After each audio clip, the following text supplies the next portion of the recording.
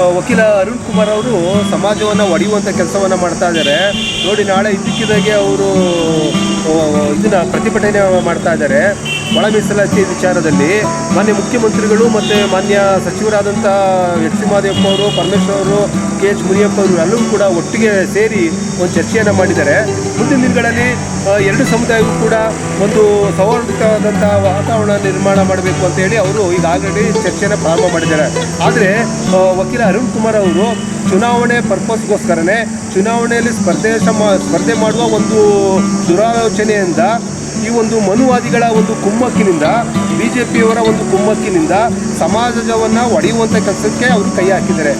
ಸರ್ಕಾರ ಎಷ್ಟೇ ಇವರಿಗೆ ಮನವರಿಕೆ ಮಾಡ್ತಾ ಇದ್ರೂ ಕೂಡ ನಾವು ಎಲ್ಲ ಸಮುದಾಯಗಳು ಕೂಡ ನ್ಯಾಯ ದೊರಕಿಸಿಕೊಡುವಂಥ ಕೆಲಸವನ್ನು ನಾವು ಮಾಡ್ತೇವೆ ಅಂತ ಮಾನ್ಯ ಮುಖ್ಯಮಂತ್ರಿ ಹೇಳ್ತಾ ಇದ್ರೂ ಕೂಡ ಈ ವಕೀಲ ಅರುಣ್ ಕುಮಾರ್ ಅವರು ಈ ಎಡ ಬಲಗೆ ಎನ್ನುವ ಸಮುದಾಯವನ್ನು ಎತ್ತಿ ಕಟ್ಟಿ ಅವ್ರನ್ನ ಹಾದಿ ತಪ್ಪಿಸ್ತಾ ಇದ್ದಾರೆ.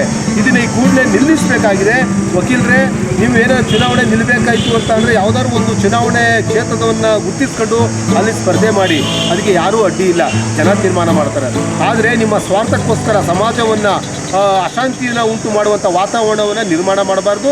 27ನೇ ತಾರೀಕಿಗೆ ಕ್ಯಾಬಿನೆಟಲ್ಲಿ ಒಂದು ಸೂಕ್ತ ನಿರ್ಣಯವನ್ನು ಕೈಗೊಳ್ಳಬೇಕು ಅಂತ ನಮ್ಮ ಸರ್ಕಾರ ಹೇಳಿದೆ. ಅಲ್ಲಿವರೆಗೂ ಕೂಡ ನಮ್ಮ ಸಮಾಜದವರು ಯಾವುದೇ ರೀತಿಯಾದಂತಹ ಒಂದು ಅಶಾಂತಿಯ ವಾತಾವರಣಕ್ಕೆ ಅವಕಾಶ ಮಾಡಿಕೊಡ್ಬಾರ್ದು. ಮತ್ತು ಈ ಒಳ ಮೀಸಲಾತಿಗೆ ಸಂಬಂಧಪಟ್ಟ ಹಾಗೆ ನಾಗಮೋಹನ್ ದಾಸರವರು ಇಂತಿಷ್ಟು ಪರ್ಸೆಂಟೇಜ್ ಕೊಡಬೇಕಂತ ಹೇಳಿ ಅವರು ಎಲ್ಲಿ ಒಂದು ಆದೇಶದಲ್ಲಿ ಅವರು ಹೇಳಿದ್ದಾರೆ? ಇದುವರೆಗಾಯಿತು ಯಾವ ಒಂದು